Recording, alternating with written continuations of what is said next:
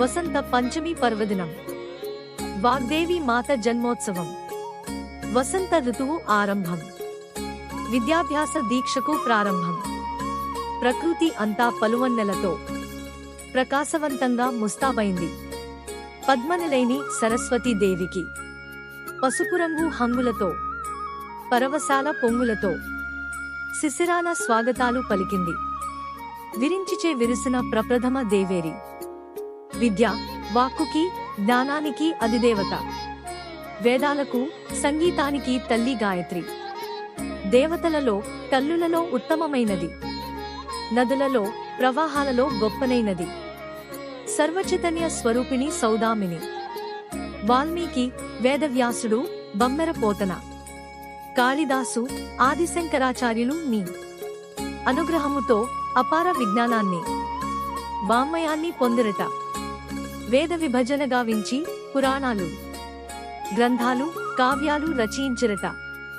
భగవతి, భారతి, సంగీతదాయిని సరస్వతి మము దీవించద రావమ్మ. మాలో జ్ఞాన జ్యోతి వెలిగించమ్మా నీ మహాశక్తి మయూఖ మాలలు మాపై కురిపించమ్మా శారదాంబికే శివానుజ. సా మాం పాతు సరస్వతి నమో నమో.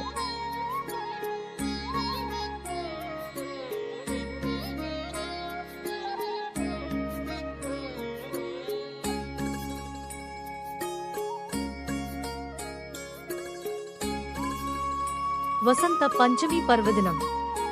వాగ్దేవి మాత జన్మోత్సవం. వసంత ఋతువు ఆరంభం. విద్యాభ్యాస దీక్షకు ప్రారంభం. ప్రకృతి అంతా పలువన్నెలతో ప్రకాశవంతంగా ముస్తాబైంది. పద్మనిలైని సరస్వతీదేవికి పసుపు రంగు హంగులతో పరవశాల పొంగులతో శిశిరాన స్వాగతాలు పలికింది. విరించిచే విరిసిన ప్రప్రథమ దేవేరి. విద్య, వాక్కుకి, జ్ఞానానికి అధిదేవత.